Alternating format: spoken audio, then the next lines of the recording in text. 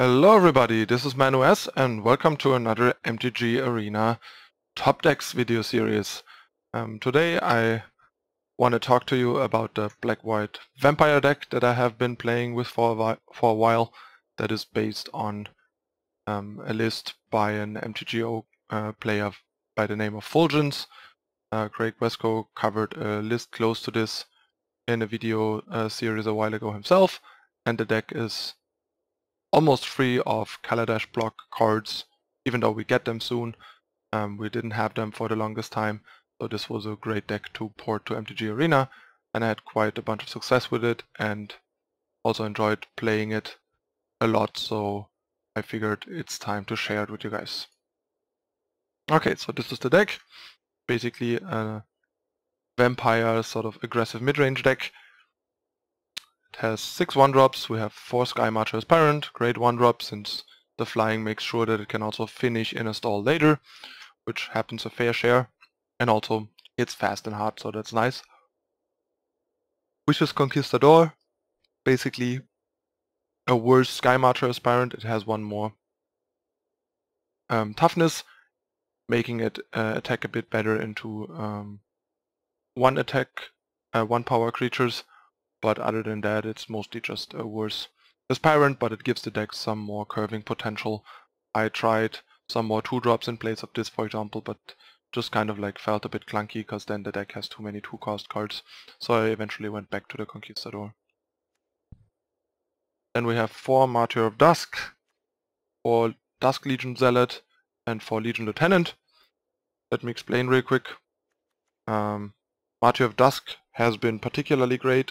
Sorry, I got something in my eye. Martyr of Dusk has been particularly great against mono red, since both with the 2 attack, with the 2 power, it trades with most of their creatures, while also providing a 1/1 lifelinker afterwards to gain back some life or trade again, like double block menace creatures and stuff like that.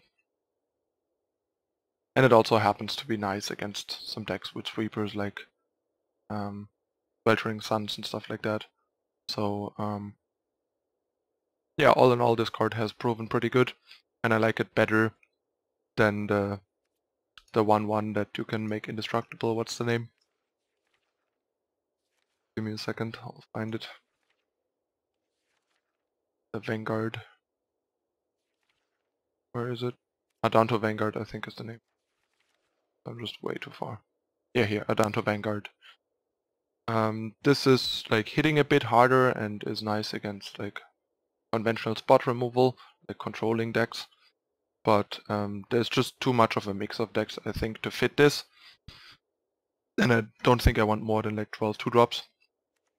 And yeah, Zealot is just great because it's basically free. And Lieutenant doesn't need much explanation, it's a powerhouse and one of the core cards of the deck. Then on 3 we have for Radiant Destiny, the glorious anthem of the deck, that later also provides Vigilance, which is actually pretty powerful at times. And then 1 Mavren Fein Dusk Apostle just for like random value. He is legendary and he is not super powerful, so you don't want multiples. Like maybe you could run a second if you had the base, but it's really just more like a free additional bonus to randomly create 1/1 tokens by attacking than something that the deck really needs, so I stuck with the one-off. Alright, and then in the 4-cost slot we have 2 Sanctum Seeker.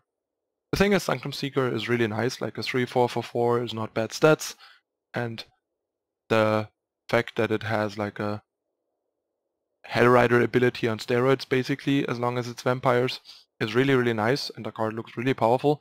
The problem is though that you have to pay attention to your curve, and the deck has a bunch of other 4-cost cards that you really want and need. So that's why there's only 2 Sanctum Seeker. Then there's 4 Call to the Feast. Sorry, I haven't slept that well in the last couple days. Call to the Feast is like the go-to 4-drop, great synergy with the Legion Lieutenant and the Radiant Destiny, and generally with the Ascend on Skymarcher Aspirant and Radiant Destiny, and also just provides lifelinkers against mono red, and also has great synergy with the Champion of Dusk that I'm going to talk about in a moment. So yeah, that's why there's 4 Call to Feast and only some Seekers, since if we wouldn't have 4 Call to Feast, the Seekers would also be worse. So there's no point in like cutting Call to the Feast to fit more Seekers, for example. And then we have 3 Cast Out, just as like the removal of choice. The deck doesn't need a lot of removal, but having a couple of removal for key cards like Hazoret, Glorybringer, opposing cast out type cards that suck in our Radiant Destiny, for example, come in pretty handy, or like opposing Planeswalkers. It's just a nice catch-all, and it's like never dead, because you can always just cycle it away when you don't need it, or when you're looking for something specific. They have been pretty great. The original version had 1 Thopter Arrest over the third one, but since we don't have that, I just went with 3 Cast Out. And aside from curve concerns, since obviously the deck would welcome another 3-cost card over more 4-cost cards, Cast Out is a bit better anyway, due to the cycling and the flash. And yeah, as curve topper, we have 3 Champion of Dusk. The card's really powerful and what makes the deck very capable of outgrinding a lot of decks.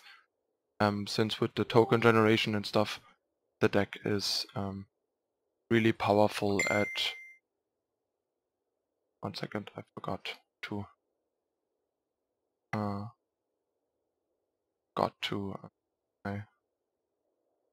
Facebook. Sorry about that. Somebody just mentioned it in a recent video, and yeah. And I forgot it again. I need to get in the habit of doing that. Anyway, enough disruption. Then we have the power base, like the mana base, 25 lands. So don't don't be like swayed by the opening hand manipulation of giving you the best out of 2 hands in the dark. The 25 lands still make a lot of sense. Don't let people talk you into needing like either 26 or 22 and nothing in between. I think that's absolute nonsense, and I covered this in a video. So yeah, the mana base here. Also the deck has like a lot of great flood protection. Mana base here is like 10 duels, 2 Forsaken Sanctuary as additional duels basically, and like 6 of the Sec Deserts. I cut an Ifnir Deadlands recently to fit all the chapels and Forsaken Sanctuaries, but still have a reasonable amount of basic lands for the chapels. Chapels are not at their best in this deck, but they're like straight up better Forsaken Sanctuaries. And yeah, I really want to keep the deserts. I didn't use the -2/-2 of this desert that much anyway, so I didn't mind cutting 1. And the Shefet Dunes have been really helpful in a fair share of situations, like when there's a stall or when you're just trying to like win a race and stuff like that. And yeah, the Unclaimed Territory are great for the vampires, but can sometimes be a bit awkward for these deserts and for like the spells, especially Call to the Feast. So once we get more duels with the Kaladesh block, I might consider cutting down on some territories, like maybe cut these 2 and 2 of these for like courtyards, something like that. I'll keep that in mind once Kaladesh hits on the 7th. So yeah, this deck has been doing pretty well for me. It has been doing good against mono red, and it has also been doing well against say blue-white control, for example. It didn't like red-green dinosaurs, but that's not really a deck. Like, wasn't really much of a deck, and now even less so that's not a big concern. So yeah, it's a very solid and nice deck that is reasonably well positioned against what a lot of people are doing, and has a strong proactive plan, and I quite enjoy playing it. So if you're looking for something else, or looking for like a good way to build black-white vampires, black-white tokens, give this a chance. This might be the way to go for you. I've been very pleased with the card choices and the build, and there's not really much room for change if you ask me. Okay, that's the deck list, and as usual, I'm gonna hop into 6 games. I'm gonna play 6 games of Quick Constructed, I have a queue that I already started where I lost the first round, but that doesn't really matter. I'll just play 6 games. So if we, I don't know, go like 2-2 in this one, I'll just start a new one for the last 2 games. No big deal to show it in action. So stay tuned for the first game coming up in a moment.